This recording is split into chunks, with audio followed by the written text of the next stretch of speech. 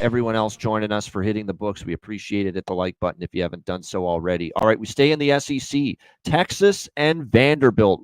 Texas humbled by Georgia last week. Is it a bounce back spot for them as they travel to Nashville? 18.5-point road favorites, 53.5 the total. The one fear I have is obviously, look, it's a bounce back spot for Texas. They got humbled, embarrassed on national television by Georgia. They thought they were maybe ready to beat the better than Georgia, and Georgia brought them back down to earth. The offensive line was beaten up in the trenches. They struggled. It is a bounce back spot, and they should have focus here for Vanderbilt. But Vanderbilt continues to be a team that is just money as an underdog, and especially with Pavia, the quarterback, as an underdog, going back to his days at New Mexico State when they were an underdog so many times last year, and they're covering with this guy at quarterback. I know it's a bounce back spot for Texas, but Vanderbilt beat Alabama. They took Missouri down to the wire. Against Kentucky in a flat spot or in a tough spot after the huge upset against Alabama, they still showed up and they beat Kentucky in that game. Give me Vanderbilt here. They have been that good as an underdog. This quarterback has been that good as an underdog. And yeah, you could say bounce back spot, maybe a hangover, too, because you thought you were better than Georgia or ready to beat them, and you got beaten and you got dominated by them in that game.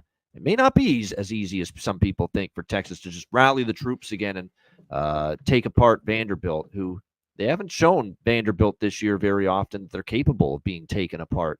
They've been very solid, and I think they can at least do enough to hang inside a big number like this, as they've done so many times already this year. CMAC, Texas, Vanderbilt. Yeah, they weren't able to run it. It just timely turnovers for Texas. I know Beck, he had some picks, there, but the lead, they kind of got out in front. But fumbles, they had 3 fumbles for loss. Yours had the pick, and they weren't able to run it. It was good to see kind of the old Georgia getting into talks about how good maybe that defense isn't that great. How can you not? I got to have something on here on Vandy. 4-0 ATS are double-digit dogs, and they've won 3 of those games, I believe, outright.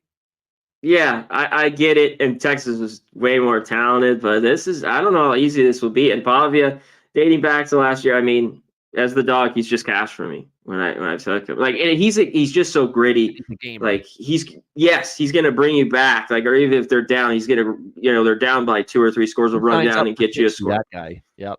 Definitely, for sure. So Texas, this seems, but I think this could be right in that range. But I'd want the 18.5. I'd be leery of just laying it here with Texas.